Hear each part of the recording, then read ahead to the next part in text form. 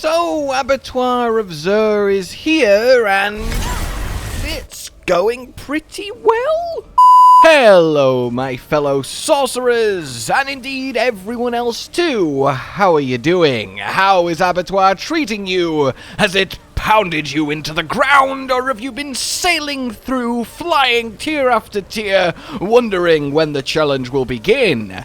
I imagine most of you somewhere in between, but I think so far, for me, it has been both a lot easier and a lot harder than I expected. I'm currently on tier 9, been progressing it, and yeah, it's been fairly smooth sailing with Ball Lightning, and it feels quite good to actually have something that can handle the sheer level of absurdity that my Ball Lightning build provides. Seeing all of this damage have a place to go, and know that it's no longer overkill, and you actually have to do a little bit of old thinking, and not standing stuff, and, you know, kill efficiently, quickly. Yeah, I'm really enjoying it, and they weren't kidding when they said even just going up one tier, you're going to feel it. The difference between 1 and 9 is astronomical. I shudder to think how 25 is, if anyone even ever gets there for us to see it, but hey, I will certainly be trying for you guys.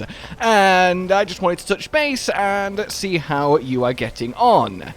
For me, then, it really has been a case of so far so good. The pre-Abattoirs build that I shared with you guys that I was going to use has been holding up really well. It's got the right balance of damage reduction to damage dealing, and so far I've not needed to use over half the time in any dungeon. The earlier ones I was killing the mob count in like a minute or two.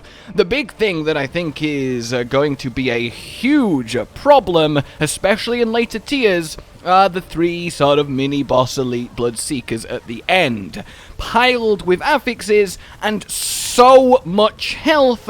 Depending on what happens, if you get bad RNG, you might end up getting just hard-walled by them, and that is kind of awkward, and I think it's going to cause a lot of frustration when you feel like you're just rolling the dice after killing the minions. Well, what do I mean? Well, if they rise up and you suddenly see 3 suppressors, there's nothing Ball Lightning can do, and that's Ball Lightning. Hotabarb doesn't care about suppressors that much, but for me, they keep moving back and forth, and each suppressor bubble deletes all your Ball Lightning, so I can't get a ring going, so I'm slowly being killed, and then I run out of potions, and you can't do anything about it. Even trying to string them out, running away, fighting them one by one, it's just a war of attrition that you can't win with that much health. If you get one with Vampiric, and you just don't have enough damage with the amount of health that they have, it's entirely possible they can just out-heal you. If you get some really nasty particular setups, you're going to have to really play into it. An early tip that I do want to share is there's nothing wrong with taking your time on the final 3. Blast through the trash, summon them, and then, well, play it by ear depending on what affixes you get. You can run away, which will string them out, and in some cases, you can have it so you only have to fight each one by itself, which makes it a lot better to handle too, as obviously, you know, 1 is much easier than 3, and you can just slowly chip through them.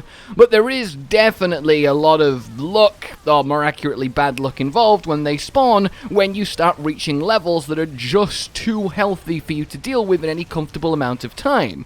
Now, of course, the natural counter to this is the new Glyph, the Blood Glyph. This thing is ludicrous, and I cannot express just how much. The amount of damage it provides is obscene. I have 17,000 attack power with it equipped, and can someone please help me to get through level... I realize I'm immediately getting sidetracked, but I feel like that is going to happen a lot. I think a lot of people are going to realize, or maybe you have realized, that, oh, I really need to change up or think about my build in a kind of different way, and have it just smack them in the...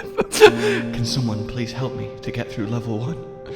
I'm killing things, but I'm dying. It's okay, McSanity. I believe in you.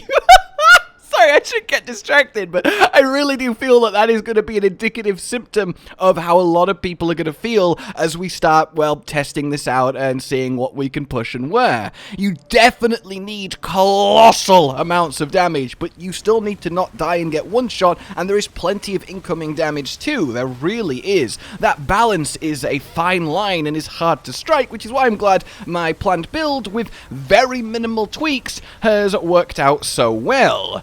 If you do want to know if you are Sorcerer specific, I will link down below the pre-build that I'm using, and the only real change that I have made is swapping this ring aspect from what it was to recharging, as you just need to be able to cast more Ball Lightnings to stack up more damage, so that's something to think about. I will of course be bringing you guys the full-on new best Sorcerer build in the upcoming days that incorporates the Blood Glyph, because you have to make a lot of paragon changes to incorporate it, because every single point that you buy anywhere, no matter whether it's strength, int, willpower, dex, increases it.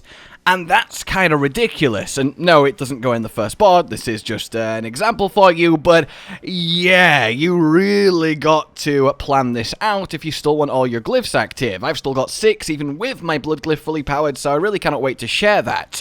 But this thing, as I was going to say, is ludicrous. Farming this to high levels is going to be the biggest progression gate to pushing higher tiers.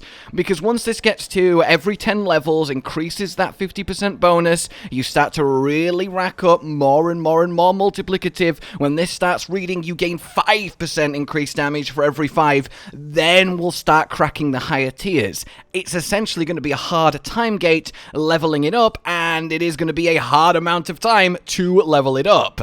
You have to do many multiple ones at your highest tier you can handle just to get one level, and the amount of XP it needs scales so astronomically.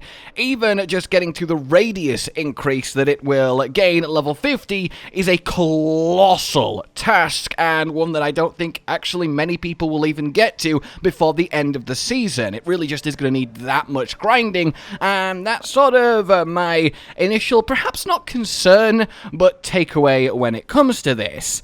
Because you are going to need this blood glyph so high, if you want to push to tier 25, you're going to have to play a lot. Thankfully, sigil powder's not really big of an issue because it rewards loads of it, so they did think about that, which is really good to see. But you're just going to need to grind this glyph to get enough damage to kill the Bloodseekers at the end primarily before they overwhelm you with the ridiculous amount of affixes, especially if you get an aforementioned bad combo.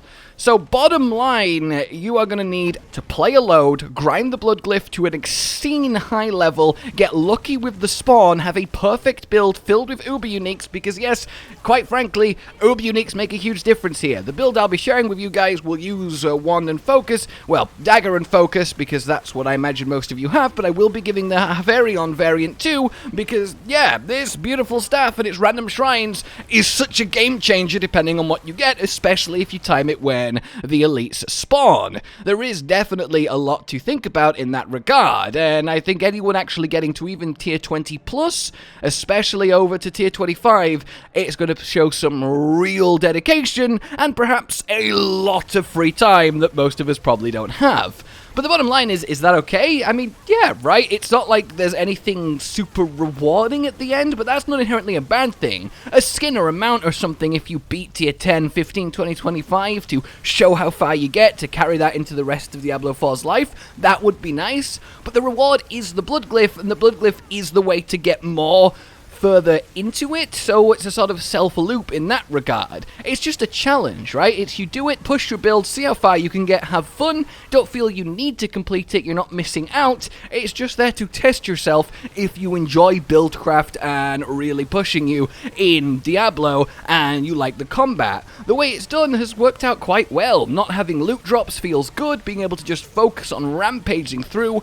The rewards really should be 925s guaranteed. I'm not sure why they're not. not at the end. That feels a little bit anticlimactic for how hard it is, but generally I think for their first attempt at this, it's a solid endgame challenge, and one that I would definitely recommend you have a go at. And yeah, keep an eye on the channel for all of our upcoming builds, both to beat it and using the glyph, and all you need to know in that regard, as well as a lot of guides involving a lot of tips and tricks and exploity stuff that will really help you out that are coming tomorrow. But for now, let me know how you're getting on. Like if you enjoyed this, subscribe and hit the bell for more. Consider supporting the future of the channel on Patreon down below. And until we meet again, a goodbye. Josh, Cotton, and Hollow with the videos, dropping the humor like a hammer on your tippy toes, bringing entertainment on a daily arrangement to take our insanity and turn it into entertainment. Yes, I said entertainment twice, to reiterate that it is nice to look into your faces on a mostly daily basis when you let us in your homes to make the whole world a stage. Goodbye.